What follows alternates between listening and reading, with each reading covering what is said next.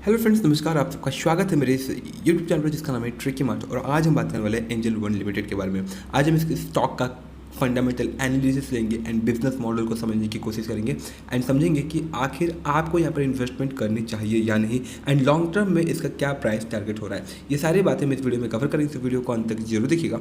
तो सबसे पहले हम शुरू करते हैं इसके चार्ट पैटर्न से।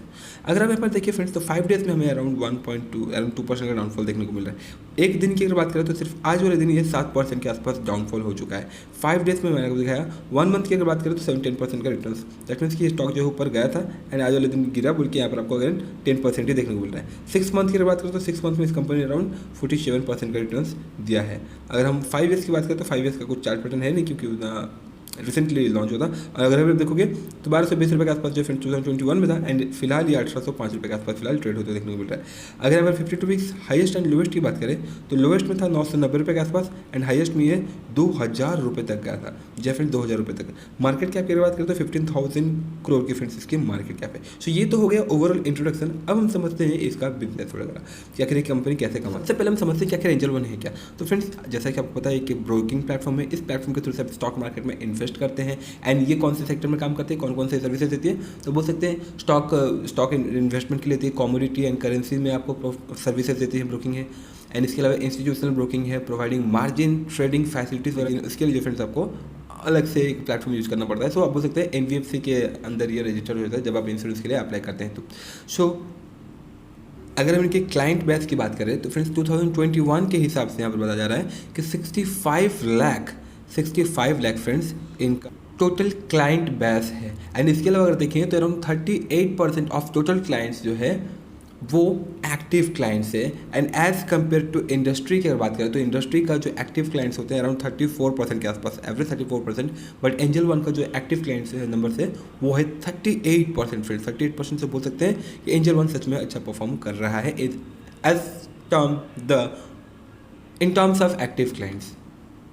सिंपली अगर हम अपस्टॉक के साथ कंपेयर करें तो फ्रेंड्स अपस्टॉक का है अराउंड 80 लाख के आसपास एंड वही उसके साथ आप बोले तो एंजल वन का अराउंड आप बोल सकते हैं कितना है, अराउंड 60 लाख के आसपास। तो बोल सकते हैं ज़्यादा खराब नहीं है, एकदम ठीक ठाक। ध्यान रखिएगा एंजल वन ना एक फुल सर्विस ब्रोकिंग प्लेटफॉर्म है, लेकिन चार्जेस वगैरह जो आपको लगते हैं वो डिस्काउंट ब्रोकिंग वाले चार्जेस ही लगते हैं। सो इसके बहुत सारे फायदे भी हैं एंड नुकसान तो कुछ खास नहीं देखने को मिल रहा है, बिकॉज आपको सर्विसेज भी बहुत सारे मिल जाते हैं इस प्लेटफॉर्म के। तो हम ना इसके बिजनेस के बारे में समझने वाले हैं, ना कि इसकी वो एप्लीकेशन के बारे में, ठीक है। एंड अगर हम इसकी मार्केट शेयर की बात करें फ्रेंड्स तो अराउंड 9.3% इसका मार्केट शेयर है एक्टिव क्लाइंट बेसिस पर बात है NSE में, ठीक है। And its market share has grown by 94% in the last 2 years. Just last 2 years में जो फ्रेंड्स इसका मार्केट ग्रोथ भी हुआ है मार्केट शेयर में। And it had 16% market share in total demat accounts open in the 2021, ठीक है। सो बोल सकते हैं कि एंजल वन जो है अपना प्लेस बना रहा है धीरे धीरे। सो अब क्विकली हम इसका रेवेन्यू भी समझ लेते हैं। सो अगर रेवेन्यू की बात करें फ्रेंड्स तो ग्रॉस ब्रोकिंग से अराउंड इनको 70% का रेवेन्यू आता है। ग्रॉस ब्रोकिंग मतलब ब्रोकिंग प्लेटफॉर्म से इनका, एंड उसी का जो ब्रोकरेज चार्जेस आता है ना उसमें अराउंड इनका 70% कमीशन, इनका 70% रेवेन्यू आता है। एंड इंटरेस्ट ऑन डिपॉजिट की बात करें तो 16% के आसपास इनका उसमें से रेवेन्यू आता है। इसके बाद डिपॉजिट के थ्रू से अराउंड 7% के आसपास रेवेन्यू आता है। एंड इसके अलावा देखिए तो 1% के आसपास डिस्ट्रीब्यूशन से एंड 6% के आसपास अदर्स में कुछ भी हो सकता है, लेकिन प्लेजिंग वगैरह हो या फिर कुछ और। अब ना हम वो जो 70% फ्रॉम द ब्रोकिंग इनका रेवेन्यू मिल रहा है इसे हम ब्रेकआउट करने की कोशिश करते हैं, तो समझ में आएगा कि एक्चुअली इन्हें कहाँ से कौन से ब्रोकिंग कौन से सर्विसेज से ज़्यादा पैसा मिलता है। तो अगर आप देखें तो एफ से फ्रेंड्स कंपनी को सबसे ज़्यादा मुनाफा होता है, बोल सकते हैं आप अराउंड 51%, बोलना नहीं है ये है 51% के आसपास जो है एंजल वन को एफ को तरफ से उनका रेवेन्यू आता है। एंड कैश की अगर बात करें तो कैश से अराउंड 40% की इनकी रेवेन्यू जनरेट होती है। 70% का 40% ध्यान रखिए, ठीक है। एंड कमोडिटीज़ की बात करें तो उसमें से 8% कमोडिटीज़ के थ्रू से इनका रेवेन्यू आता है। एंड करेंसीज में अराउंड 1%। दैट मीन्स कि सबसे ज़्यादा इनके प्लेटफॉर्म जो लोग यूज करते हैं that is F&O। And that means कि F&O का डिमांड हमें अच्छा खासा बढ़ते हुए देखने को मिल रहा है।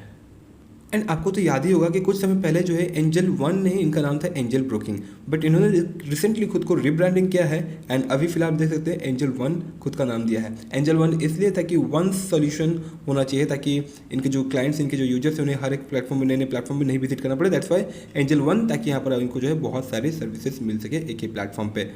सो फ्रेंड्स, इसके बाद अब हम चलते हैं फाइनेंशियल नंबर्स में एंड बैलेंस शीट वगैरह देख लेते हैं कि आखिर कंपनी फंडामेंटली कैसा परफॉर्म कर रही है, क्योंकि हमने अब तक देखा इसका इंट्रोडक्शन अबाउट के बारे में समझा एंड एक्चुअली हमने इसका समझा बिजनेस मॉडल कि आखिर कंपनी कैसे कमा रही है। तो जैसे कि हमने देखा कंपनी अच्छा खासा ग्रोथ भी कर रही है एंड इनके एक्टिव क्लाइंट्स भी बढ़ रहे हैं। इसके अलावा बहुत सारी पॉजिटिव पॉइंट्स भी हमें यहाँ पर देखने को मिली। सो अब हम चलते हैं इसके फाइनेंशियल नंबर्स देखने के लिए। सो अगर आप देखिए फ्रेंड्स, ये स्टॉक जो है फिलहाल ऑल टाइम हाई पे अपने फिलहाल ऑलमोस्ट ऑल टाइम हाई के आसपास ही ट्रेड कर रहा है। लोवेस्ट की बात करें तो 350 रुपीज़ 354 रुपीज़ के आसपास फ्रेंड्स 52 लोवेस्ट में ये ट्रेड कर रहा था as per the records. And उसके बाद अगर हम देखें इनका वॉल्यूम, तो वॉल्यूम भी अच्छे खासा हमें देखने को मिल रहा है। मार्केट शेयर की बात करें तो 15,000 करोड़ की जो फ्रेंड्स मार्केट शेयर है, बहुत ज़्यादा बड़ी नहीं है बट ठीक ठाक 15,000 करोड़ की इसकी मार्केट शेयर है। एंड अगर फेस वैल्यू की बात करें तो 10 है, दैट मीन्स कि स्टॉक अभी फिलहाल स्प्लिट वगैरह अभी नहीं हुआ है। एंड इसके अलावा देखें सेक्टर पी है फ्रेंड्स 41 एंड इस कंपनी का अभी पी रेशियो है 24.45 के आसपास, दैट मीन्स कि फिलहाल भी जो इस कंपनी को पी रेशियो कम दिया गया है। तो बोल सकते हैं फिलहाल ये वैल्यूएबल स्टॉक बोल सकते हैं फिलहाल इसके लिए। बुक वैल्यू पर शेयर की बात करें तो 133 रुपीज़ पर शेयर है एंड उस बेसिस पे स्टॉक फिलहाल ट्रेड करे कितने में 1800 के आसपास। तो पी बी रेशियो इनका बन जाता है 13.63। सो सेक्टर पी बी रेशियो के हिसाब से अगर कंपेयर करें तो यहाँ पर पी बी रेशियो इनका हाई फिलहाल ट्रेड होते देखने को मिला है। सो एक प्रकार से बोल सकते हैं कि स्टॉक जो फिलहाल प्रीमियम प्राइस पर ट्रेड हो रहा है। एंड इवन कंपनी डिविडेंड भी देती है फ्रेंड्स, इंटरिम डिविडेंड बहुत सारे हमें देखने को मिल रहे हैं and that's why dividend yield 0.71% देखने को मिल रहा है। एंड अगर मैं पे कम्युनिटी सेंटिमेंट्स देखें तो आप देख सकते हैं 89% लोगों का ये मानना है कि you should buy and buy कर सकते हैं। 11% लोगों का मानना है कि आप भाई सेल करके निकल जाओ। एंड यहाँ पर कोई ये नहीं बोल रहा है कि होल्ड करो। सो होल्ड तो करना ही पड़ेगा क्योंकि कंपनी अच्छी हो तो आपको लॉन्ग टर्म के लिए भी होल्ड करना पड़ता है, क्योंकि सर्टेन नंबर्स की बात करें तो कंपनी जो फ्रेंड्स नो डाउट कि मार्केट प्रेशर की वजह से कभी आप कभी डाउन होता ही रहता है। तो यहाँ पर आप देख सकते हैं मल्टीपल लोगों का अपना अपना ओपिनियन आप देख सकते हैं यहाँ पर पढ़ना होगा, लेकिन इनके ओपिनियन की बेसिस पर आप समझिएगा आपको हमेशा अपना ही रिसर्च करना चाहिए। हर कोई अपना अपना ओपिनियन यहाँ पर जो आपको पब्लिक डोमेन में शेयर करते हुए देखने को मिल जाता है। अब हम ना फ्रेंड्स ब्रोकर के रिसर्च के हिसाब से ना एक प्राइस टारगेट समझने की कोशिश करते हैं, ठीक है। अगर हम मोतीलाल ओसवाल की बात करें तो 2022 के अप्रैल मंथ में ये इन्होंने टारगेट रखा था कि ये 1890 रुपये का था उस समय एंड उन्होंने टारगेट रखा कि 2300 रुपये के आसपास चला जाएगा। लेकिन फिलहाल जो स्टॉक 1813 रुपये के आसपास ट्रेड कर रहा है। बता दें कि ऐसा नहीं कि ये जैसे बोलते हैं वैसा ही हो, बट उनका एक अनुमान होता है। इसके अलावा अगर देखें दैट मीन्स कि ध्यान रखिएगा इनका ये टारगेट है कि 2300 रुपये तक जा सकता है, ठीक है। ICICI की बात करें तो ICICI का मानना है जब इन्होंने जब टारगेट रखा था तो प्राइस रेस था उस समय रेको प्राइस था 1908 रुपये के आसपास एंड ये इनका ये मानना है कि 2223 रुपये के आसपास ये जो है स्टॉक जाएगा। एंड इसके अलावा देखें तो मोतीलाल ओसवाल का कौन से डेट में फरवरी 2022 में इनका मानना था कि स्टॉक जो है 1900 रुपये के आसपास जाएगा एंड उस समय इसका प्राइस अराउंड 1344 रुपये के आसपास था। सो उस समय बोल सकते हैं कि मोतीलाल ओसवाल का जो टारगेट ऑलमोस्ट टच कर चुका था एंड फिलहाल हमें डाउनफॉल देखने को मिला है, वो एक अलग बात है। एंड वहीं अगेन अगर देखें मोतीलाल ओसवाल तो सेम नंबर हमें देखने को मिल रहा है। सो इस प्रकार से फ्रेंड्स मल्टीपल ब्रोकर्स का अपना अपना ओपिनियन यहाँ पर देख सकते हैं रिसर्च के बेसिस पे। सो यहाँ पे देख सकते हैं आपको बहुत सारे नंबर्स भी देखने को मिल जाता है। लेकिन अब हम देखते हैं कि क्या यहाँ पर स्टॉक स्प्लिट वगैरह या फिर डिविडेंड वगैरह डिक्लेयर होता है या नहीं। सो जैसा कि आप देख सकते हैं डिविडेंड की अगर बात करें तो फ्रेंड्स हमें यहाँ पर इंटरिम डिविडेंड्स बहुत बार मिलते हुए देखने को मिल रहे हैं। रिसेंटली अगर देखें तो 2022 के 8 अप्रैल में जो है 7 रुपये का डिविडेंड मिला है। उससे पहले 24 जनवरी को मिला था 7 रुपये का डिविडेंड। अगेन 2021 में डिविडेंड अगेन बोल सकते हैं interim dividend friends company time by time दे रही है। सो फ्रेंड्स अब हम इनके रेवेन्यू दैट मीन्स ये फाइनेंस समझने की कोशिश करेंगे। सो फाइनेंस की बात करें तो 2017 में कंपनी का रेवेन्यू था जस्ट 454 करोड़ की, उसके बाद जंप करके हो गया 738 करोड़ 2018 में। 19 की अगर बात करें तो 736 करोड़, 2020 की अगर बात करें तो 710 करोड़। इवन कोविड के समय भी इनका अच्छा खासा रेवेन्यू था। 2021 में जंप सबसे ज़्यादा 1250 करोड़ की जो फ्रेंड्स कंपनी ने रेवेन्यू जनरेट किया था इन द 2021। अब हम इनका नेट प्रॉफिट भी देख लेते हैं।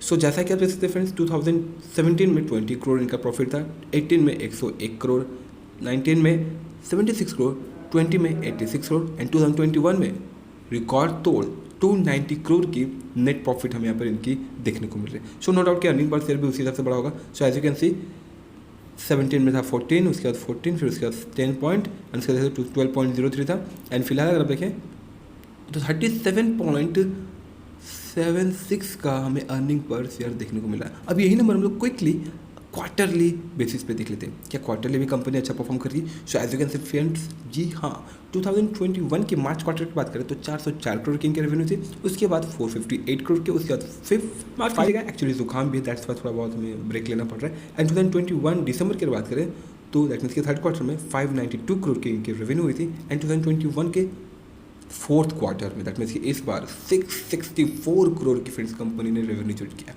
दैट्स वाई बोल सकते हैं कि यहाँ पर हमें ग्रोथ एंड डिमांड भी बढ़ते हुए देखने को मिल रहा है। नेट प्रॉफिट की अगर बात करें, देखिए कंपनी क्या सेल्स की क्या नहीं वो तो अलग मैटर करता है, लेकिन सबसे ज़्यादा मैटर करता है अगर कुछ तो दैट इज़ कि नेट प्रॉफिट, कंपनी ने नेट प्रॉफिट क्या कमाया है। सो अगर आप देखें 2021 के मार्च क्वार्टर, दैट मीन्स कि बोल सकते हैं ये फोर्थ क्वार्टर ऑफ 2020 उस समय 99 करोड़ था, एंड 2021 के फर्स्ट क्वार्टर में 117 करोड़, सेकेंड क्वार्टर में 132 करोड़, थर्ड क्वार्टर में 162 करोड़, एंड 2021 के फोर्थ क्वार्टर की अगर बात करें तो 202 करोड़ की कंपनी ने नेट प्रॉफिट जनरेट किया था। अगर आप देखिए तो क्वार्टर ऑन क्वार्टर में कंपनी हर साल एक ग्रोथ वाली नेट प्रॉफिट दे रही है। अगर हम अर्निंग पर शेयर की बात करें तो फ्रेंड्स आप देख सकते हैं 2021 में हाईएस्ट 24.42 का हमें यहाँ पर अर्निंग पर शेयर देखने को मिल रहा है। So as per this number financially company जो है अच्छा ग्रोथ दे रही है, एंड ये भी एक बहुत बड़ा पॉइंट हो सकता है कि लोगों का यहाँ पर डिमांड बढ़ता जा रहा है, लोग अच्छी खासी बाइंग कर रहे हैं, एंड हर दिन यहाँ पर आपको रॉकेट ग्रोथ देखने को मिल रहा है। सो फाइनेंस के बाद अब हम इसकी बैलेंस शीट देख लेते हैं। सो अगर आप देखें 17 में 298 करोड़ की कंपनी की रिजर्व सरप्लस थी, उसके बाद बढ़ करके 377 हुआ, उसके बाद 431 करोड़, उसके बाद 496 करोड़, एंड 2021 में रॉकेट जंप 1020 करोड़ की कंपनी की रिजर्व सरप्लस बची है। So just think about that कि रिजर्व सरप्लस अगर इतना ज़्यादा जंप करे तो ऑब्वियसली कंपनी उस लेवल पे परफॉर्मेंस भी कर रही है। लॉन्ग टर्म बोरोइंग की अगर बात करें तो किसी टाइप का कोई भी लॉन्ग टर्म बोरोइंग हमें फिलहाल यहाँ पर नहीं देखने को मिल रहा है। शॉर्ट टर्म बोरोइंग की अगर बात करें तो फ्रेंड्स कंपनी ने शॉर्ट टर्म बोरोइंग अच्छा खासा लिया है, 1171 करोड़ की शॉर्ट टर्म बोरोइंग 2021 में देखने को मिल रही है। इससे पहले 437 था, उससे पहले 866। सो कंपनी जो है शॉर्ट टर्म बोरोइंग लेते रहती है एंड क्लियर करते रहती है। सो यहाँ पर आपको ज़्यादा ध्यान नहीं देना चाहिए। हम देख लेते हैं क्या कंपनी के पास कैश एंड कैश इक्विवेलेंट है एंड किस लेवल का है। सो जैसा कि आप देखते हैं फ्रेंड्स कंपनी कैश रिच भी है। 2021 की अगर बात करें शॉर्ट में क्विकली खत्म करने की कोशिश करेंगे। 2021 के इसी ईयर में जो फ्रेंड्स बोल सकते हैं 2021 में 1851 करोड़ की कंपनी ने कैश एंड कैश इक्विवेलेंट किया है collect. As per their loan company का कोई लॉन्ग टर्म बोरोइंग नहीं है, एंड जो शॉर्ट टर्म बोरोइंग है उसे तो इजीली लोग कवर कर ही सकते हैं क्योंकि शॉर्ट टर्म बोरोइंग कंपनी के अंदर में ही लिया जाता है, लेन देन होता रहता है। सो इस हिसाब से अगर देखिए तो कंपनी जो friends cash and cash equivalent के हिसाब से कैश रिच भी हमें देखने को मिल रही है। क्या अभी से फ्रेंड्स अगर देखें तो पहले जो है कंपनी का कैश था 50 करोड़, उसके बाद 800 करोड़, उसके बाद 900 करोड़, उसके बाद 1300 करोड़, यानी इस बार देख सकते हैं आप 1800 करोड़ की जो फ्रेंड्स कंपनी के पास कैश हमें देखने को मिल रहा है। सो इसके बाद अब हम समझेंगे इसके शेयर होल्डिंग पैटर्न कि शेयर होल्डिंग पैटर्न कैसा है। सो जैसा कि आप देख सकते हैं फ्रेंड्स यहाँ पर हमें प्रोमोटर्स की होल्डिंग 44% देखने को मिल रही है, एफआईएस की होल्डिंग 8.96% एंड डीआईएस की 10.33% है, पब्लिक की अराउंड 36.72% की होल्डिंग है। बहुत अच्छी बात है, एफआईएस एंड डीआईएस दोनों यहाँ पर इंटरेस्टेड है। क्या पब्लिक में कोई बड़े इन्वेस्टर्स हैं? Let's see.